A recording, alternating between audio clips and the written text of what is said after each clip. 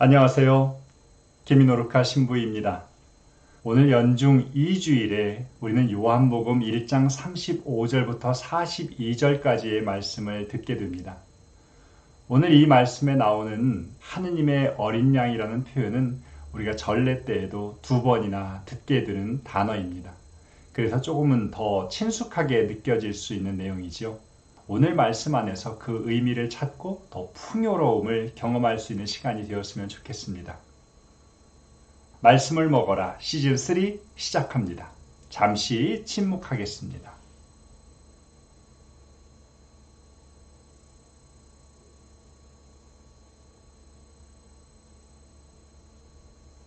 시작 기도로 성모송 함께 바치겠습니다. 성부와 성자와 성령의 이름으로 아멘. 은총이 가득하신 마리아님 기뻐하소서. 주님께서 함께 계시니 여인 중에 복되시며 태중의 아들 예수님 또한 복되시나이다. 천주의 성모 마리아님 이제와 저희 죽을 때에 저희 죄인을 위하여 빌어주소서. 아멘. 오늘의 복음 말씀 함께 읽도록 하겠습니다. 이튿날 요한이 자기 제자 2사람과 함께 그곳에 다시 서 있다가 예수님께서 지나가시는 것을 눈여겨보며 말하였다. 보라, 하느님의 어린 양이시다. 그 2 제자는 요한이 말하는 것을 듣고 예수님을 따라갔다. 예수님께서 돌아서시어 그들이 따라오는 것을 보시고 무엇을 찾느냐 하고 물으시자 그들이 랍비 어디에 묵고 계십니까 하고 말하였다. 랍비는 번역하면 스승님이라는 말이다. 예수님께서 그들에게 와서 보아라 하시니 그들이 함께 가 예수님께서 묵으시는 것을 보고 그날 그분과 함께 묵었다. 때는 오후 4시쯤이었다. 요한의 말을 듣고 예수님을 따라간 2사람 가운데 하나는 시몬 베드로의 동생 안드레아였다. 그는 먼저 자기 형 시몬을 만나 우리는 메시아를 만났소 하고 말하였다. 메시아는 번역하면 그리스도이다. 그가 시몬을 예수님께 데려가자 예수님께서 시몬을 눈여겨보며 이르셨다.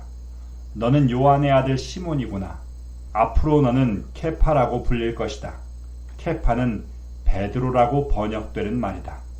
성부와 성자와 성령의 이름으로 아멘.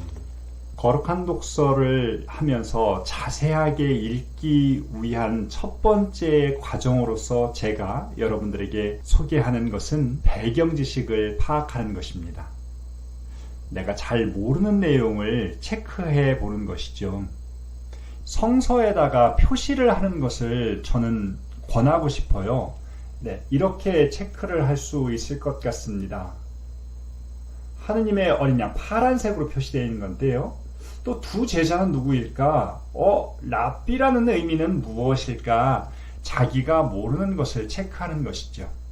저는 오늘 2가지 정도의 궁금증이 생겼어요. 하느님의 어린 양은 과연 어떤 표현일까? 이 부분은 구약 성서적인 배경을 안고 있다는 것을 알 수 있습니다. 유다인들은 양이라는 동물이 매우 친숙했습니다. 주변에서도 쉽게 볼 수 있는 것이지만 성경에서 또한 자주 볼 수 있었는데 제일 첫 번째는 아브라함이 이삭을 제물로 바치기 위해서 산으로 올라갔을 때 아브라함이 이삭을 칼로 탁 죽이려고 할 때에 하느님께서 그를 멈추게 하시죠. 그리고 대신 양을 제물로 바치게 합니다. 2 번째로 떠오르는 장면이 있으십니까? 모세가 이집트로부터 나올 때에 하느님께서는 놓아주지 않는 파라오의 그 백성들을 향하여 10가지 재앙을 선포하시는데 짐승이든 사람이든 마지로 태어난 이들을 다 죽이게 되는데 그때에 이스라엘 백성에게는 문설주에 양의 피를 바르면 그것을 넘어가겠다라고 말씀하십니다. 거기에서 파스카 곧 넘어가다라는 단어가 나온 것이죠. 양의 피는 죽음을 넘어서게 하는 하나의 상징으로 이해되었습니다.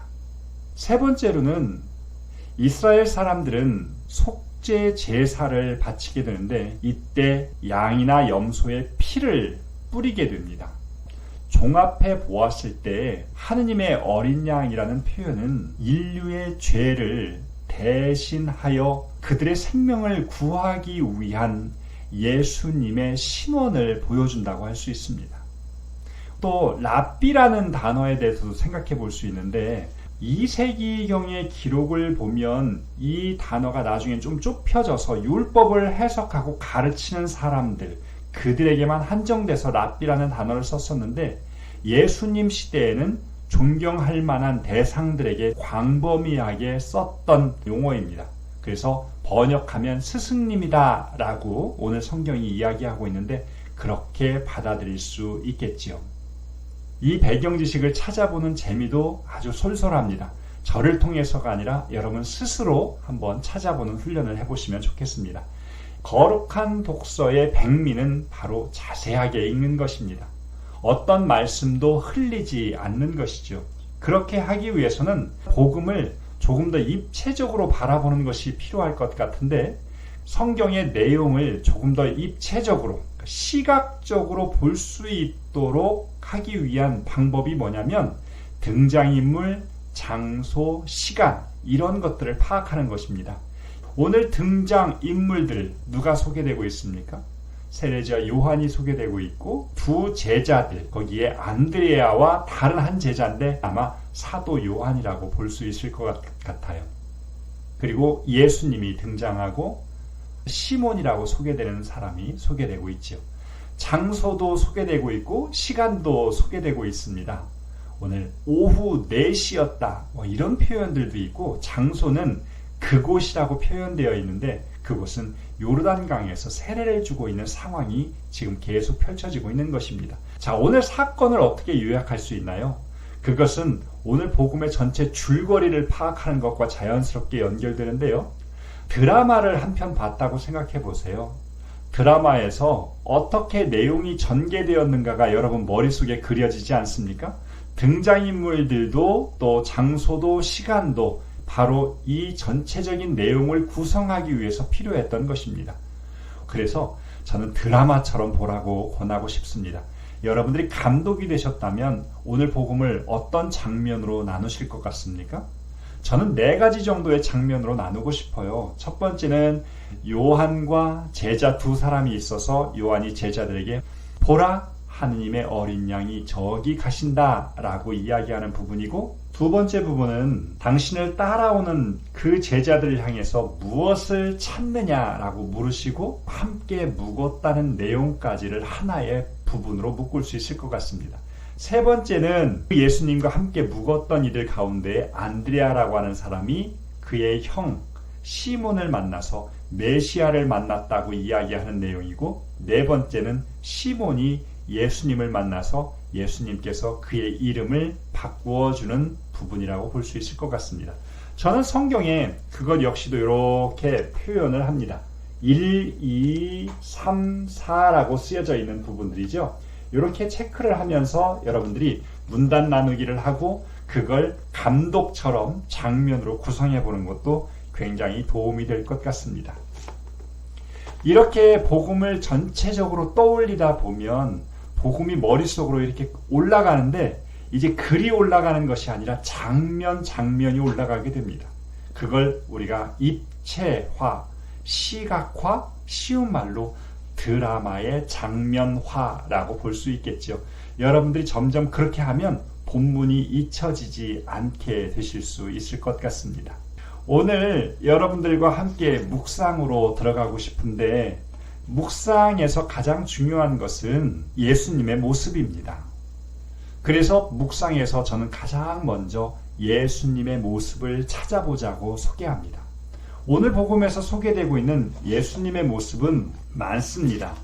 사람들 앞을 지나가시는 예수님의 모습이 보이고, 요한의 고백에서 하느님의 어린 양이라는 모습, 따라오는 것을 보시고 무엇을 찾느냐고 물어보시는 예수님, 와서 보라고 초대하시는 분, 함께 묵으시는 분, 또 메시아이신 분, 또 베드로를 눈여겨보시는 분, 이름을 바꾸어 주시는 분, 많은 분들이 많은 모습이 소개되고 있는데요.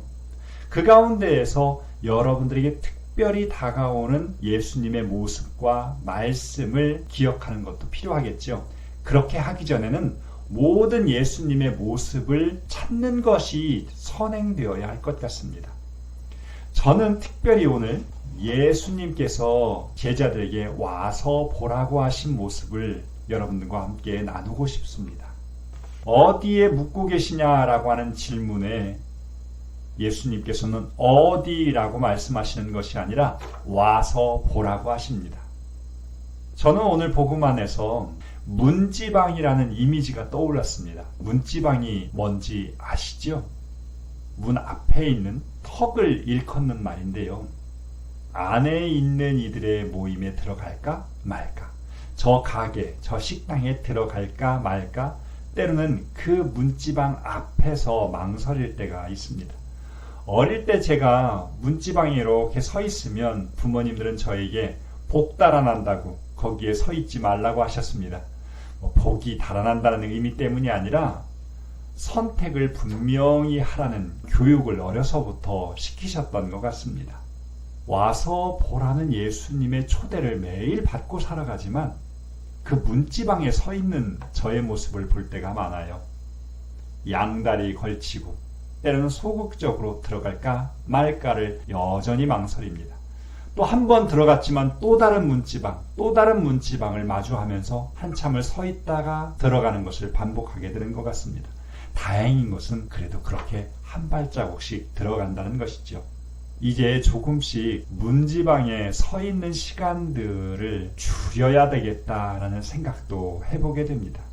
교회 문지방에 서 있고 공동체의 문지방에 또 함께 사는 이들과의 관계 안에서의 문지방에 여전히 서 있으려고 하는 나를 예수님께서 들어오도록 초대하시는 것 같습니다. 이번 한 주간은 공동체에도 또 봉사에도 또 특별히 거룩한 독서에도 문지방에 서 있지 말고 조금은 더 깊이 들어갈 수 있는 시간이 되었으면 좋겠습니다. 마침 기도 하도록 하겠습니다.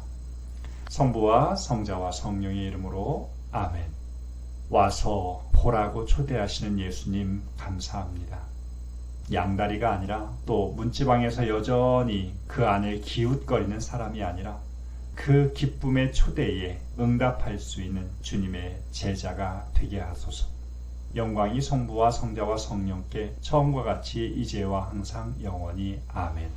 성부와 성자와 성령의 이름으로 아멘. 감사합니다.